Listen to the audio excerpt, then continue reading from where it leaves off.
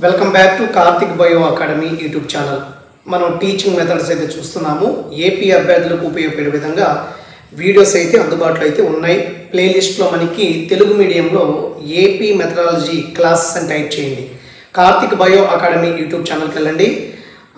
Telugu medium రాసుకుంటాను. AP methodology classes అనేటువంటి playlist open చేస్తే మీకు ఉన్నటువంటి ఫస్ట్, సెకండ్, థర్డ్, ఫోర్త్ యూనిట్లన్నీ కూడా దాంట్లో ఉంటాయి. గమనించండి, దయచేసి అబ్జర్వ్ చేయండి. ప్లేలిస్ట్ అన్నీ పెట్టాను. ఇంకా 90% ప్లేలిస్ట్ అన్నీ కూడా బాగానే ఉన్నాయి. మళ్ళీ ఒకసారి వెరిఫై చేస్తాను. సో ఇది మనకి టీచింగ్ మెథడ్ గురించి. లాస్ట్ వీడియోలో మనం ప్రాజెక్ట్ మెథడ్ గురించి చెప్పుకున్నాము. సో ప్రాజెక్ట్ పద్ధతి అంటే ఏంటి, మరి ప్రాజెక్ట్ పద్ధతి అదేవిధంగా అన్వేషణ పద్ధతికి మధ్య ఉన్నటువంటి సంబంధం ఏంటి, మరి ప్రాజెక్ట్ పద్ధతి ఎవరు అభివృద్ధి పరిచారు, మరి ఎవరు ప్రతిపాదించారు, అదేవిధంగా రకాలేంటి, స్టీవెన్సన్ రకాలేంటి ప్రాజెక్ట్లో, అదేవిధంగా మనకి ప్రాజెక్ట్లో ఉన్నటువంటి WH కిల్పాట్రిక్ యొక్క క్లాసిఫికేషన్ మనం చూసాము. అయితే ఈ వీడియోలో మనకి మరొక ముఖ్యమైనటువంటి పద్ధతి టీచింగ్ మెథడ్లో ప్రయోగశాల పద్ధతి. సో ప్రయోగశాల పద్ధతి అంటే ఏంటి, సో దీని ఒకసారి మాట్లాడదాము. ప్రయోగశాల పద్ధతి, ల్యాబొరేటరీ మెథడ్ అనేది బయాలజీకి చాలా ఉపయోగంగా ఉంటుంది. ఈ ప్రయోగశాల పద్ధతి ద్వారా బోధిస్తే మనం విద్యార్థులకి చాలా చక్కగా ఏ విషయమైనా సరే కూడా అవగాహన అనేది అవుతుంది. కాబట్టి ఇక్కడ చూడండి, ప్రయోగశాల పద్ధతి అంటే విజ్ఞాన శాస్త్ర బోధనలకు చాలా అనువైన పద్ధతి. సైన్స్ బోధనకి చాలా ముఖ్యమైన పద్ధతి ఏంటంటే మనకి ప్రయోగశాల పద్ధతి అని చెప్పొచ్చు. మరి కాన్సెప్ట్ ఏంటి, ఇక్కడ రాసినటువంటి కాన్సెప్ట్ చూడండి ఒకసారి. ప్రయోగశాల పద్ధతి అంటే ఏంటి అనేటువంటి కాన్సెప్ట్ చూస్తే, అంటే ఏంటంటే ప్రయోగశాలలో ప్రయోగాలు నిర్వహిస్తూ శాస్త్ర విషయాలు కొన్ని నియమ నిబంధనలతో పరిశీలించి ఫలితాలను గమనిస్తూ సాగించే బోధన పద్ధతి అంటే మనకి ప్రయోగశాల పద్ధతి అని చెప్పొచ్చు. అంటే ప్రయోగశాలలో మనం ఏం చేయాలి, ప్రయోగాలు నిర్వహిస్తూ ఉండాలి. నిర్వహించి కొన్ని శాస్త్ర విషయాలను ఏం చేయాలి, కొన్ని నియమ నిబంధనలతో అబ్జర్వ్ చేసి ఆ ఫలితాలను గమనిస్తూ ముందుకు సాగే పద్ధతి ఏంటంటే మనకి ప్రయోగశాల పద్ధతి. ఇది ల్యాబొరేటరీ మెథడ్ అని చెప్తాము. విజ్ఞాన శాస్త్ర బోధనకి అనుకూలమైనటువంటి పద్ధతి ఇది ల్యాబొరేటరీ మెథడ్ అని చెప్పొచ్చు. ప్రయోగశాలలో ప్రయోగాలు నిర్వహిస్తూ శాస్త్ర విషయాలను కొన్ని నియమ నిబంధనలతో పరిశీలించి ఫలితాలను గమనిస్తూ సాగించే బోధన పద్ధతి ఏదైతే ఉందో అది ప్రయోగశాల పద్ధతి అని చెప్తాను. మరి ప్రయోగశాల పద్ధతి ద్వారా సాధించేటువంటి లక్ష్యాలు ఏంటి, మరి ఈ పద్ధతి ద్వారా మనం ఎటువంటి లక్ష్యాలను సాధిస్తాం అంటే ఇక్కడ చూడండి, రాబర్ట్ ట్రావెల్స్ రచించినటువంటి second hand book of research on teaching. చూడండి, Robert Travels second hand book of research on teaching అనే బుక్ రాస్తారు. యాక్చువల్గా రాబర్ట్ ట్రావెల్ రచించినటువంటి second hand book of research on teaching లో ప్రయోగశాలను ఉపయోగిస్తూ సైన్స్ ని మనం బోధిస్తే 5 లక్ష్యాలను మనం సాధించవచ్చు అన్నారు. అంటే రాబర్ట్ ట్రావెల్ రాసినటువంటి ఈ second hand book of research on teaching లో ఈ ప్రయోగశాల పద్ధతిని ఉపయోగించి మనం బోధిస్తే విజ్ఞాన శాస్త్రాన్ని 5 లక్ష్యాలు సాధించవచ్చు అంటున్నారు. ఎవరు చెప్పారు, రాబర్ట్ ట్రావెల్ రాసినటువంటి second hand book of research on teaching.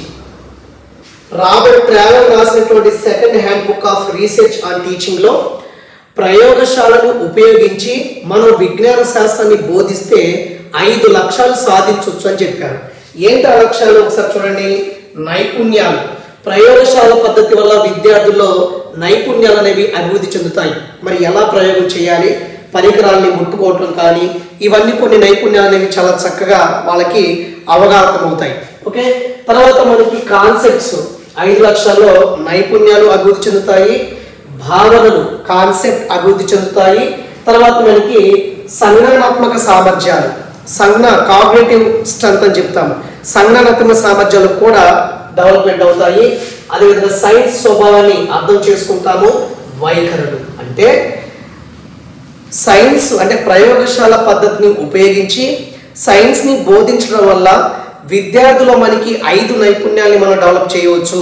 1 నైపుణ్యాలు కావచ్చు, 2 వైఖరులు, 3 భావనలు, సంజ్ఞానాత్మక సామర్థ్యాలు, అదేవిధంగా సైన్స్ యొక్క స్వభావాన్ని అర్థం చేసుకోవటం. ఇలాగా 5 లక్ష్యాలు అనేవి ఈ పద్ధతి ద్వారా మనకి విద్యార్థుల్లో డెవలప్మెంట్ అవుతాయి.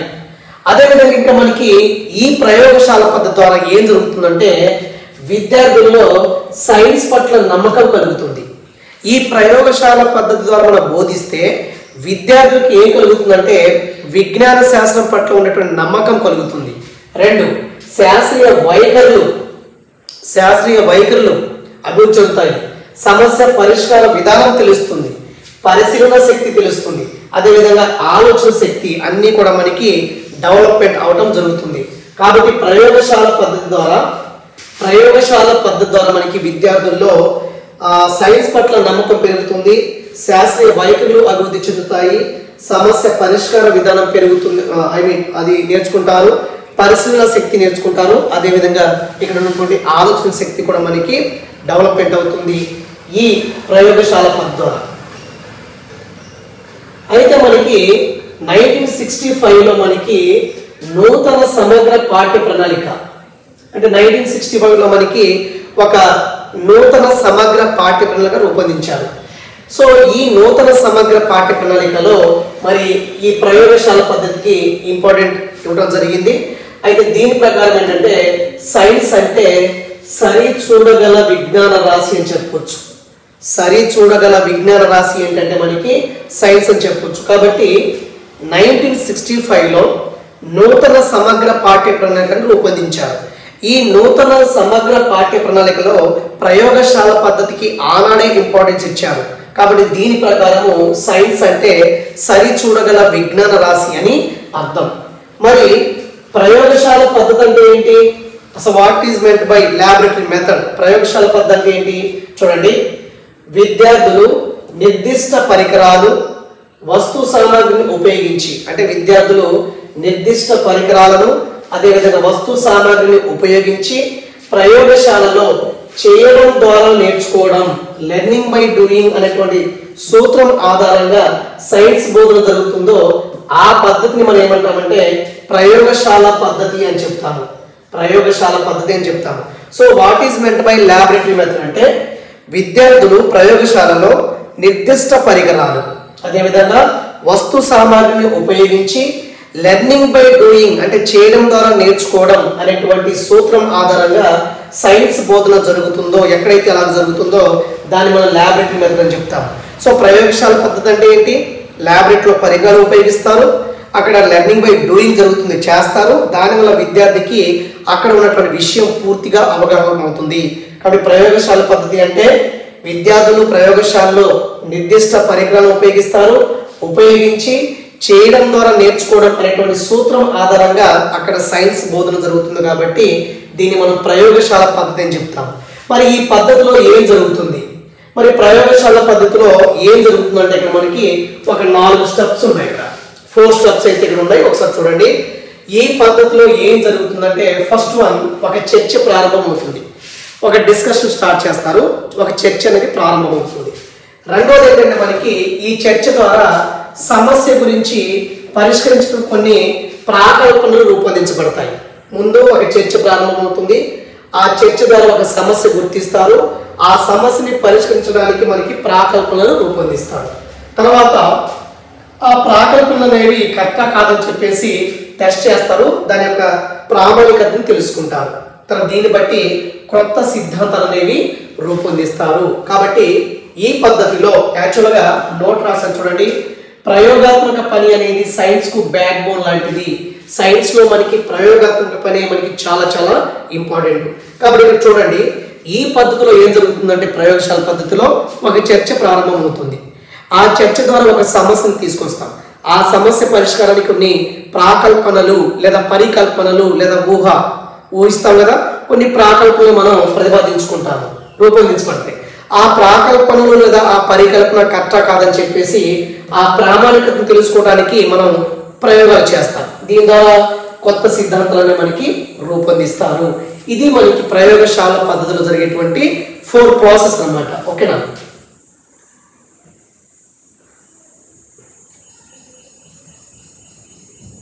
ఓకే, తర్వాత మనకి ప్రయోగశాలలో జరిగే ప్రయోగాలు 3 పద్ధతులు జరగవచ్చు. అంటే మనకి ప్రయోగశాలలో మనకి కార్యక్రమాల నిర్వహణ ఎలా ఉంటుందంటే ప్రయోగాలు ల్యాబొరేటరీలో జరిగేటువంటి ప్రయోగాలు మనం 3 పద్ధతుల్లో జరపవచ్చు.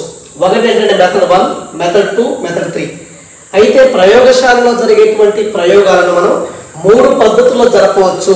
దాన్ని మనం ప్రయోగశాలలో కార్యక్రమాల నిర్వహణ అని చెప్పొచ్చు. దాంట్లో ఫస్ట్ చూడండి మెథడ్ 1, వైయుక్తిక లేదా సహకక్ష పద్ధతి. వైయుక్తిక అదేవిధంగా సహకక్ష పద్ధతి. కొన్ని తెలుగు వర్డ్స్ అనేవి ఇబ్బందిగా ఉంటే మీరు సరి చూసుకోండి, కొన్ని మిస్టేక్స్ ఉంటే ఒకసారి చూసుకోండి. అయితే మెథడ్ 1 వచ్చేసి మనకి వైయుక్తిక అదేవిధంగా సహకక్ష పద్ధతి. సో ఈ మెథడ్లో ఏం చేస్తామంటే ప్రయోగశాలలో పరికరాలు సరిపడా ఉన్నప్పుడు అందరి విద్యార్థుల చేత మనం ప్రయోగం చేయిస్తాము.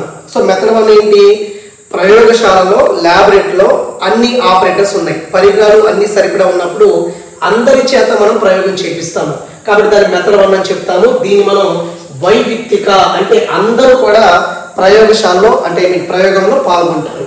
ఓకే, అయితే దీనివల్ల విద్యార్థులు ఎటువంటి భేదభావం లేకుండా ఒకేసారి ఒకే లెసన్స్ ని అందరూ చదువుతారు.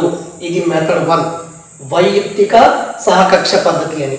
రెండవది మెథడ్ 2 అని చెప్పాను. మెథడ్ 2 అంటే దీని గ్రూప్ మెథడ్ లేదా రేషన్ మెథడ్ అని చెప్పొచ్చు. అంటే ఒకే ఉద్దేశం గల విభిన్న ప్రయోగాలు నిర్వహించవచ్చినప్పుడు, అంటే ఉద్దేశం ఒకటే విభిన్న ప్రయోగాలు చేయవలసి వచ్చినప్పుడు విద్యార్థులు మనం 2 గ్రూపులుగా చేసి ప్రయోగాలు నిర్వహిస్తాము. ఒక్కొక్క గ్రూప్ చే ఒక్కొక్క ప్రయోగాన్ని మనం చేపిస్తాము. అంటే ఒకే ఉద్దేశం ఉన్నటువంటి విభిన్న ప్రయోగాలు మనం చేయవలసి వచ్చినప్పుడు విద్యార్థులందరినీ 2 గ్రూపులుగా చేసి ప్రతి గ్రూప్తో ఆ ప్రయోగాలు మనం చేపిస్తాము. ఓకేనా, ఒక్కొక్క గ్రూప్ చే ఒక్కొక్క ప్రయోగం అనేది చేయిస్తాం. మరి ఇది ఎప్పుడు ఉపయోగపడుతుంది, తరగతిలో ఎక్కువ మంది విద్యార్థులు ఉన్నప్పుడు, ల్యాబొరేటరీలో తక్కువ పరికరాలు ఉన్నప్పుడు ఈ మెథడ్ అనేది ఉపయోగపడుతుంది. చూడండి, తరగతి గదిలోని విద్యార్థుల సంఖ్యకు సరిపోయే విధంగా తగిన పరికరాలు లేనప్పుడు, ఎక్కువ ఆపరేటర్స్ లేనప్పుడు మరి ఈ మెథడ్ అనేది ఉపయోగపడుతుంది. ఒకే ఉద్దేశం గల విభిన్న ప్రయోగాలని చేయవలసి వచ్చినప్పుడు విద్యార్థుల్ని 2 గ్రూపులుగా విభజించి ఒక్కొక్క గ్రూప్తో ఆ ప్రయోగం మనం చేపిస్తాము. ఎందుకు, ఎక్కువ మంది ఉంటారు క్లాస్లో, ల్యాబ్లో మనకి ఆపరేటర్స్ అనేవి తక్కువగా ఉంటాయి. అప్పుడు మనకి ఈ మెథడ్ అనేది ఉపయోగపడుతుంది. ఓకేనా, తర్వాత చూడండి ఒకసారి. మూడోది వచ్చేసి మనకి మెథడ్ 3 డివిజన్ లేదా పాత్ మెథడ్ అంటాము. సో అందరూ బాధ్యతగా పనిచేస్తారు. దీంట్లో ఏమవుతుందంటే ఇటువంటి ఈ ప్రయోగశాల పద్ధతి, మూడో పద్ధతి ఏంటంటే ఒక ప్రయోగం అనేది చాలా క్లిష్టంగా ఉన్నప్పుడు లేదా మరీ పెద్దదిగా ఉన్నప్పుడు, ఆ ప్రయోగం అనేది బాగా క్లిష్టంగా ఉందనుకోండి, బాగా పెద్దదిగా ఉందనుకోండి, అప్పుడు ఏం చేస్తామంటే దానిని కొన్ని విభాగాలుగా విభజిస్తాము. దాన్ని కొన్ని భాగాలుగా చేసి ఒక్కొక్క భాగాన్ని కొంతమంది విద్యార్థులచే నిర్వహిస్తూ చివరికి ఫలితాన్ని రాబడతాము. ప్రయోగం పెద్దదిగా ఉందనుకోండి, ప్రయోగం క్లిష్టంగా ఉందనుకోండి, దాన్ని పార్ట్గా డివైడ్ చేసి ఒక పార్ట్ ఒకరికి, ఒక పార్ట్ ఒక గ్రూప్కి ఇచ్చేసి అందరి చేత మనం చేపిస్తాము. ఫైనల్గా మనకి ఏమొస్తుంది, ఒక ఫలితాన్ని మనం రాబట్టవచ్చు. అంటే ఒక ప్రయోగం క్లిష్టంగా ఉన్నప్పుడు, మరీ పెద్దదిగా ఉన్నప్పుడు దాన్ని కొన్ని విభాగాలుగా విభజించి ఒక్కొక్క విభాగాన్ని కొంతమంది విద్యార్థుల చేత నిర్వహిస్తూ చివరికి మనం ఫలితాన్ని రాబట్టుకుంటాము ఈ మెథడ్ 3లో. సో ఎగ్జాంపుల్ చూడండి, కిరణజన్య సమయంలో ఆక్సిజన్ విడుదలవుతుందని నిరూపించే ప్రయోగము, శ్వాసక్రియలో ఉష్ణం విడుదలవుతుందని రుజువు చేయటం, ఇవన్నీ కూడా మనకి కొంచెం ఎక్కువ టైం తీసుకున్నటువంటి, ఎక్కువ క్లిష్టంగా ఉన్నటువంటి ప్రయోగాలు కాబట్టి ఈ పద్ధతిలో మనం తెలుసుకుంటాం. కాబట్టి ప్రయోగశాల పద్ధతిలో 3 విధాలుగా మనం విద్యార్థుల చేత మనం ఏం చేస్తామంటే ప్రయోగాల్ని చేపిస్తాము. ఈ ప్రయోగశాల పద్ధతి వల్ల మనకి ప్రయోజనాలు ఏంటి, ఒక్కొక్క పద్ధతి వల్ల ప్రయోజనాలు ఉంటాయి, అట్ ద సేమ్ టైం లోపాలు కూడా ఉంటాయి. అయితే సైన్స్ బోధనకి అత్యంత ముఖ్యమైన పద్ధతి ఏంటంటే ప్రయోగశాల పద్ధతి. దీనివల్ల మనకి విద్యార్థుల్లో సమస్యని పరిష్కరించుకునేటువంటి ధోరణి కనిపిస్తుంది, చేయడం ద్వారా నేర్చుకుంటారు, లెర్నింగ్ బై డూయింగ్ జరుగుతుంది. అదేవిధంగా మనకి లెసన్లో ఉన్నటువంటి అన్ని విషయాల్ని ప్రయోగాత్మకంగా మనం నిరూపించవచ్చు. అంటే టెక్స్ట్ బుక్లో ఉన్నటువంటి లెసన్స్ అన్నీ కూడా మనం ప్రయోగాత్మకంగా నిరూపించవచ్చు. అదేవిధంగా ఈ ప్రయోగశాల పద్ధతి వల్ల మనకున్నటువంటి జ్ఞానాత్మక రంగము, మానసిక చలనాత్మక రంగము, ఇవన్నీ 3 డొమైన్స్ ఉంటాయి కదా, దానిలో మనకి సైకోమోటర్ డొమైన్, మానసిక చలనాత్మక రంగానికి సంబంధించి అనేక నైపుణ్యాలు అనేవి పెంపొందుతాయి. అంటే హస్తలావ నైపుణ్యాలు, చిత్రలేఖ నైపుణ్యాలు అన్నీ కూడా మానసిక చలనాత్మక రంగానికి సంబంధించినటువంటి నైపుణ్యాలు అన్నీ కూడా ఈ ప్రయోగశాల పద్ధతి వల్ల మనకి పెరుగుతాయి అన్నమాట. నెక్స్ట్ శాస్త్రీయ పద్ధతిలో శిక్షణ లభిస్తుంది. సహకార లక్షణాలు విద్యార్థుల మధ్య పెరుగుతాయి. ఇది విద్యార్థి కేంద్రిత పద్ధతి అవుతుంది. అదేవిధంగా ఈ ప్రయోగాల్లో మనకి కొన్నిసార్లు పరికరాలు లేనప్పుడు ప్రత్యామ్నాయ పరికరాలు మనం వాడతాము. అంటే ఆల్టర్నేట్ ఆపరేటర్స్ వాడతాం మనం, లేదా ఇంప్రూవైజేషన్ ఆపరేటర్స్ వాడతాము. కాబట్టి ప్రత్యామ్నాయ పరికరాలు వాడి ప్రయోగాలు చేసే శక్తి అనేది విద్యార్థులకు లభిస్తుంది. పరికరాలు ఉండవు ల్యాబ్లో, పరికరాలు అయినప్పుడు ఏంటంటే ఆల్టర్నేట్ ఆపరేటర్స్ ఉంటాయి, ఇంప్రూవైజేషన్ ఆపరేటర్స్ అంటాం కదా. ప్రత్యామ్నాయ పరికరాలు ఉపయోగించి వాటిని రూపొందించుకునే శక్తి, ఉపయోగించే శక్తి విద్యార్థులకి లభిస్తుంది ఈ ప్రయోగశాల పద్ధతి ద్వారా. తర్వాత చూస్తే మనకి విద్యార్థులు పాఠ్య విషయాలను ప్రయోగాత్మకంగా నిరూపిస్తారు. లెసన్లో ఉన్నటువంటి అంశాలన్నీ కూడా మనకి ప్రయోగాత్మకంగా నిరూపిస్తారు విద్యార్థులు. అదేవిధంగా ఈ పద్ధతి వల్ల సైంటిఫిక్ యాటిట్యూడ్, సైంటిఫిక్ టెంపర్ అంటే శాస్త్రీయ దృక్పథము, అదేవిధంగా శాస్త్రీయ వైఖరులు అనేవి ఈ ప్రయోగశాల పద్ధతి ద్వారా మనకి విద్యార్థులు డెవలప్మెంట్ అవుతాయి. తర్వాత చూడండి, ఈ ప్రయోగశాలలో అందరు కలిసి చేస్తారు కాబట్టి ఈ సమూహ ప్రయోగాల వలన విద్యార్థుల్లో పరస్పర సహకారము, సంఘభావ లక్షణాలు అంటే పరస్పర సహకరించుకుంటారు. అదేవిధంగా కొన్ని సహకార భావాలు అనేవి ఈ పద్ధతి ద్వారా మనకి విద్యార్థులు డెవలప్మెంట్ అవుతాయి. ఓకేనా. మరి ఏ పద్ధతి అయినా కూడా కొన్ని లోపాలు ఉంటాయి, కొన్ని బెనిఫిట్స్ అయితే ఉంటాయి. మరి ప్రయోగశాల పద్ధతి వల్ల ఉండేటువంటి ప్రధానమైనటువంటి లోపాలు ఏంటి అనేటువంటి అంశాన్ని చూస్తే ఇక్కడ చూడండి, ఏ పద్ధతి అయినా కూడా కొన్ని మనకి పరిమితులు ఉంటాయి. అంటే మనకి చూడండి లిమిటేషన్స్ ఉంటాయి. అదేంటో చూడండి, ఈ ప్రయోగశాల పద్ధతి సక్సెస్ఫుల్గా జరగాలి అంటే లేదా సమర్థవంతంగా ఉండాలంటే క్లాసులో విద్యార్థుల సంఖ్య తక్కువగా ఉండాలి. మరి క్లాసులో విద్యార్థుల సంఖ్య మ్యాక్సిమం తక్కువగా ఉండరు కాబట్టి ఎక్కువ సంఖ్యలో ఉన్నటువంటి విద్యార్థులు ఉన్నటువంటి తరగతికి ఇది మంచి పద్ధతి కాదని చెప్తారు. తర్వాత వీరిలో ప్రయోగశాల పద్ధతి సక్సెస్ఫుల్ కావాలి అంటే ఉపాధ్యాయుల ముందు మంచి శిక్షకులు అయి ఉండాలి. వాళ్ళు సమర్థవంతమైనటువంటి ఉపాధ్యాయులు ఉండాలి. సమర్థవంతమైనటువంటి ఉపాధ్యాయులు ఉంటే ప్రయోగశాల పద్ధతి అనేది చాలా చక్కగా సక్సెస్ఫుల్ అవుతుంది. తర్వాత మనకి ప్రయోగశాలలో కొన్ని సమస్యలు ఎదురవుతాయి. ఈ ప్రయోగాల వల్ల కొన్ని సమస్యలు ఎదురవుతాయి. ఇవన్నీ కూడా ఉంటాయి.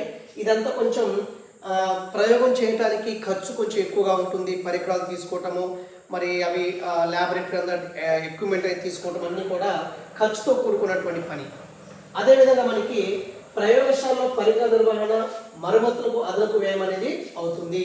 మరి ప్రయోగశాలలో పరికరాలు తీసుకోవడానికి, అదేవిధంగా ఏమైనా ప్రయోగశాలలో మేనేజ్మెంట్ నిర్వహణ కోసం, వీటన్నిటి కోసం కొంత డబ్బు అనేది ఖర్చు అవుతుంది. కాబట్టి ఆ ఖర్చుతో కూడుకున్నటువంటి పద్ధతి అంటే మనకి ప్రయోగశాల పద్ధతి. తర్వాత చాలా ఇంపార్టెంట్, ఈ ప్రయోగశాల పద్ధతిలో విద్యార్థులకి ఒక సూచన కార్డు ఇస్తారు, ఒక మాన్యువల్ టైప్ ఇస్తారు. అదేంటో ఒకసారి చూద్దాం.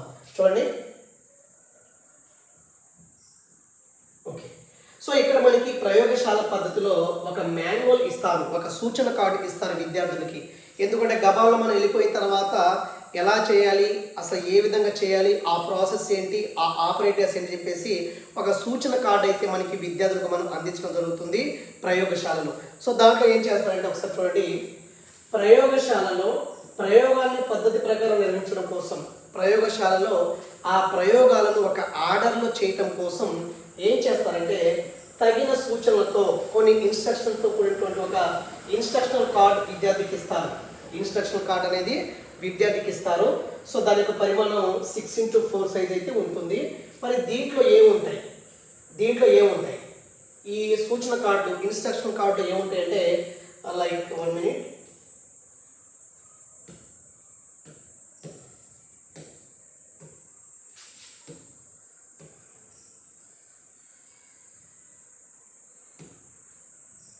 సో దీంట్లో ఏముంటాయంటే మనకి సో ప్రయోగ వరుస సంఖ్య ఉంటుంది దీంట్లో ఇన్స్ట్రక్షన్ కార్డులో. అది ఎన్నో నెంబరు ప్రయోగ వరుస సంఖ్య ఉంటుంది, ప్రయోగం వరుస సీరియల్ నెంబర్ ఉంటుంది, ప్రయోగ ఉద్దేశం ఏంటని ఉంటుంది, ఎయిమ్ ఆఫ్ ఎక్స్పెరిమెంట్, ప్రయోగం యొక్క ఉద్దేశం ఏంటని ఉంటుంది, దానికి కావాల్సినటువంటి పరికరాలు ఏంటి, ఏ ప్రయోగ పద్ధతి వాడతాము, తీసుకోవాల్సిన జాగ్రత్తలు, గమనించవలసిన పరిశీలనలు, అదేవిధంగా మనకి కొన్ని పిక్చర్స్ ఉంటాయి, అదేవిధంగా ప్రయోగ ఫలితం అనేది ముగింపు అనేది ఉంటుంది. ఇవన్నీ కూడా మనకి ఒక ఇన్స్ట్రక్షన్ కార్డ్ ఇస్తారు. ఇది 6x4 సైజులో అనేది ఉంటుంది అనమాట. ఓకేనా? ఇలాగా ప్రయోగశాల పద్ధతిలో మనకి విద్యార్థులకి సూచన కార్డు ఇస్తారు. మరి ఎలా ప్రయోగం స్టార్ట్ చేయాలి, ఏ విధంగా చేయాలని చెప్పేసి ఇన్స్ట్రక్షన్ కార్డ్ అని చెప్తాము. సూచన కార్డు ఇస్తారు. దీంట్లో ఏముంటాయంటే ప్రయోగ వరుస సంఖ్య ఉంటుంది, సీరియల్ నెంబర్ ఉంటుంది, ప్రయోగ ఉద్దేశం ఏంటంటే ఉంటుంది, కావాల్సినటువంటి పరికరాలు ఉంటాయి, మరి ప్రయోగ పద్ధతి ఉంటుంది, తీసుకోవాల్సిన జాగ్రత్తలు ఉంటాయి, గమనించవలసినటువంటి పరిస్థితులు ఉంటాయి, అవసరమైన చిత్రాలు, అదేవిధంగా ప్రయోగం యొక్క ఫలితం ముగింపు అనేది ఉంటుంది. ఓకే, ఇది ప్రయోగశాల పద్ధతి గురించి. ఓకేనా? నెక్స్ట్ మనకి చాలా ఇంపార్టెంట్ వచ్చేసి ఇన్ ఎగ్జామ్ పాయింట్ ఆఫ్ వ్యూలో వెరీ ఇంపార్టెంట్. చూడండి ఒకసారి.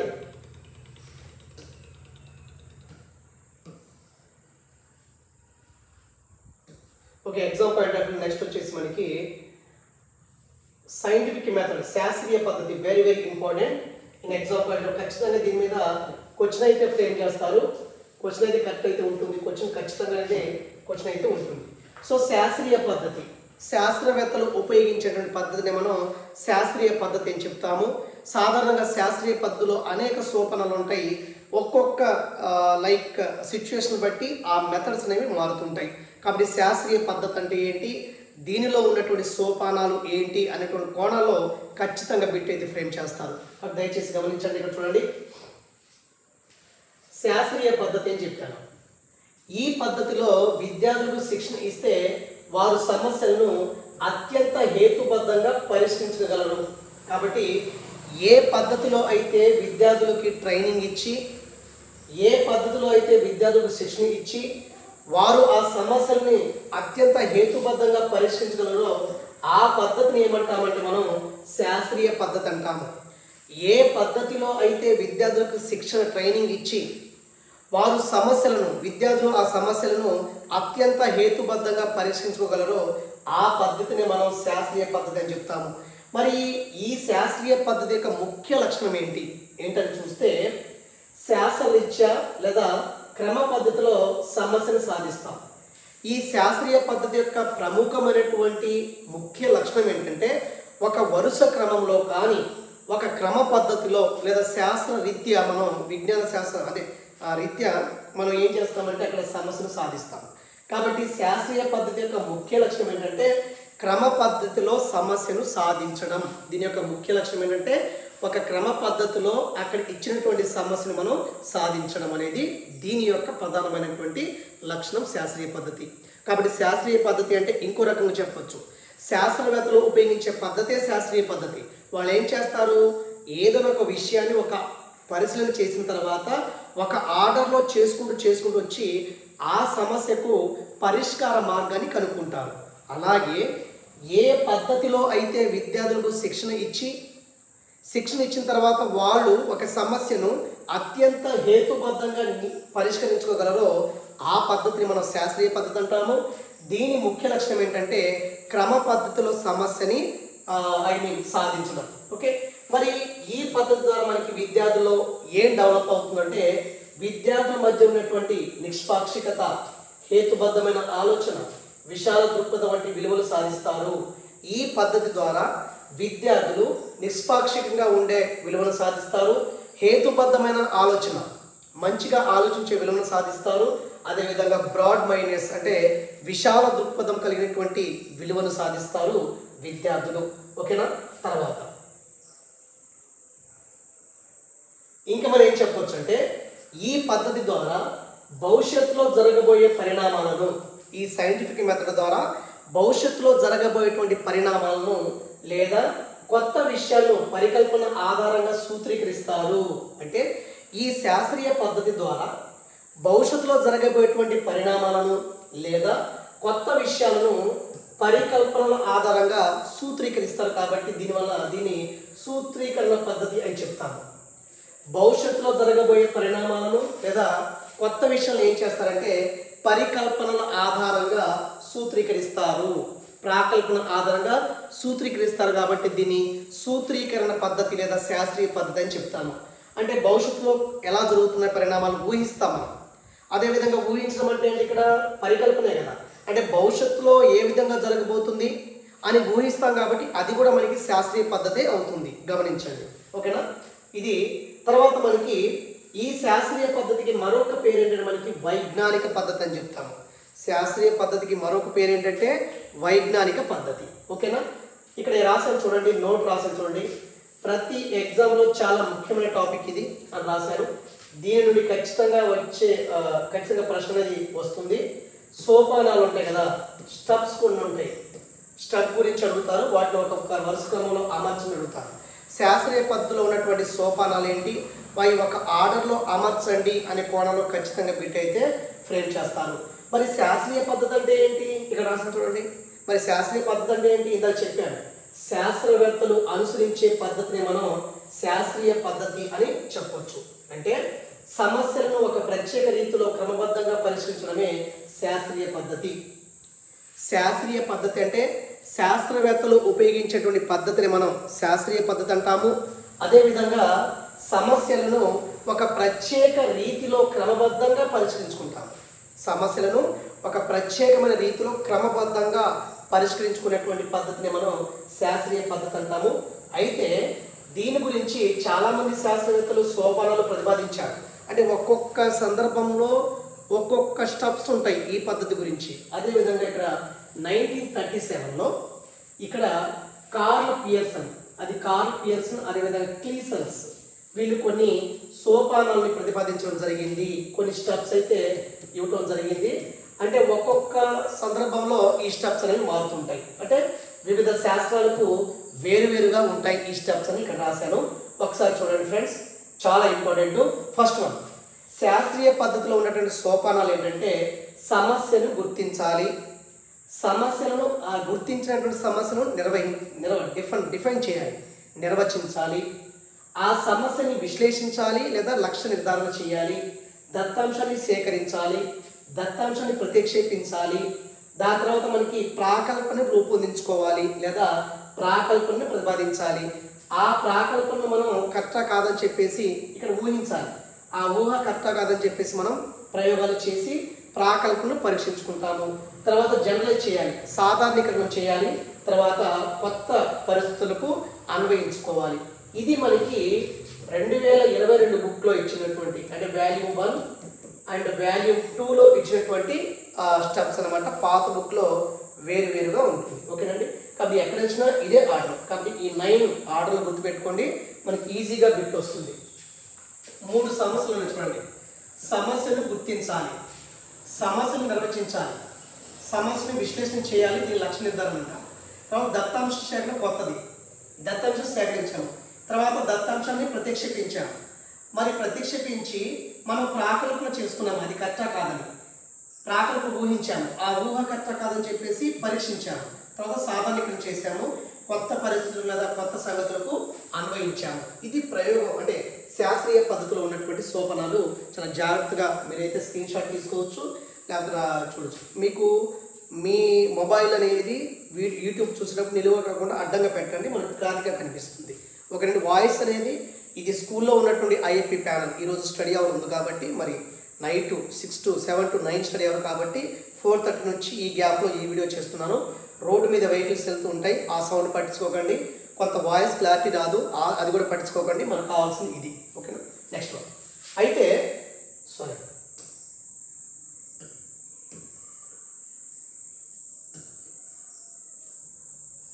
గమనిక రాస్తారు చూడండి. ఇక్కడ గమనిక ఏంటంటే మనకి శాస్త్రరీత్యా సమస్యను సాధించడం అనేది ఈ పద్ధతి యొక్క ముఖ్య లక్షణం. ఓకే, విజ్ఞాన శాస్త్ర రీత్యా సమస్యను సాధించడం ఈ పద్ధతి యొక్క మనకి ముఖ్య లక్షణము. ఓకేనా. అయితే ఇంకా మనకి ఇంకో డెఫినేషన్ ఇచ్చారు చూడండి. ముందుగా రాబోయే పరిణామాలను, అదేవిధంగా కొత్త విషయాలను, సందేహాలకు అవకాశం లేని పరికల్పన ఆధారంగా సూత్రీకరించడంలో అనుసరించే పద్ధతి వైజ్ఞానిక పద్ధతి అని చెప్పాము. అంటే మా స్కూల్ నుంచి ఒక్కొక్కసారి ఫ్లైట్లు కూడా వెళ్తుంటాయి, ఇది ఫ్లైట్ వెళ్తుంది సౌండ్. ఓకే. నెక్స్ట్ వన్, ముందుగా రాబోయే పరిణామాలను, కొత్త విషయాలను, సందేహాలకు అవకాశం లేని పరికల్పన ఆధారంగా సూత్రీకరించడంలో అనుసరించే పద్ధతి ఏంటంటే మనకి వైజ్ఞానిక పద్ధతి అన్న ఇది ఓల్డ్ బుక్లో ఉంది. అంటే సేమ్ వైజ్ఞానిక పద్ధతి అన్న శాస్త్రీయ పద్ధతి ఒకటే కాబట్టి ముందుగా రాబోయేటువంటి పరిణామాలను, కొత్త విషయాలను, సందేహాలకు అవకాశం లేని పరికల్పన ఆధారంగా సూత్రీకరించేటువంటి దానిలో అనుసరించే పద్ధతి మనకి వైజ్ఞానిక పద్ధతి అంటాము. అది పెద్ద అంత అవసరం లేదు మనకి. ఓకేనా? ఇప్పుడు చూడండి, ఇక్కడ చాలా ఇంపార్టెంట్. ఇది అన్వేషణ పద్ధతి అంటే ఏంటి, ప్రయోగశాల పద్ధతి అంటే ఏంటి, ప్రాజెక్ట్ పద్ధతి అని చెప్పేసి 3గా డివైడ్ చేశాను. ఇక్కడ ఒకసారి చూడండి. ముందుగా మనకి హ్యూరిస్టిక్ మెథడ్, అన్వేషణ పద్ధతి, ప్రయోగశాల పద్ధతి, ప్రాజెక్ట్ పద్ధతి. ఫస్ట్ ఏంటంటే ఈ పద్ధతులు అనేవి ఏ మనోవైజ్ఞానిక సూత్రాల మీద ఆధారపడి ఉంటాయి అనేది ఇంపార్టెంట్. ఇది లెర్నింగ్ బై డూయింగ్, ఇది లెర్నింగ్ బై డూయింగ్. ఇది కూడా ప్రాజెక్ట్ మెథడ్ అనేది learning by doing and learning by living. Okay, చేయడం ద్వారా నేర్చుకోవటము, జీవించడం ద్వారా నేర్చుకోవటము రెండు ఉంటాయి. కాబట్టి అన్వేషణ పద్ధతి లెర్నింగ్ బై డూయింగ్, ప్రయోగశాల పద్ధతి లెర్నింగ్ బై డూయింగ్, ప్రాజెక్ట్ పద్ధతి learning by doing, learning by living. అది ఫస్ట్. ఇక్కడ అన్వేషణ పద్ధతిలో సమాధానం అనేవి విద్యార్థులకు తెలియవు, సమాధానాలు విద్యార్థులకు తెలుసు, సమాధానాలు విద్యార్థులకు తెలియదు. అంటే అన్వేషణ పద్ధతిలో రిజల్ట్స్ అనేది విద్యార్థులకు తెలియదు, ప్రయోగశాల పద్ధతిలో తెలుస్తుంది, ప్రాజెక్ట్ పద్ధతిలో వీళ్ళకి తెలియదు. నెక్స్ట్, అన్వేషణ పద్ధతిలో ప్రాబ్లం ఎవరిస్తారు, టీచర్ ఇస్తారు. ప్రయోగశాల పద్ధతిలో ప్రాబ్లమ్స్ కూడా ఉపాధ్యాయుడు ఇస్తాడు. మరి ప్రాజెక్ట్ పద్ధతిలో సమస్యలను విద్యార్థి స్వయంగా ఎన్నుకుంటారు.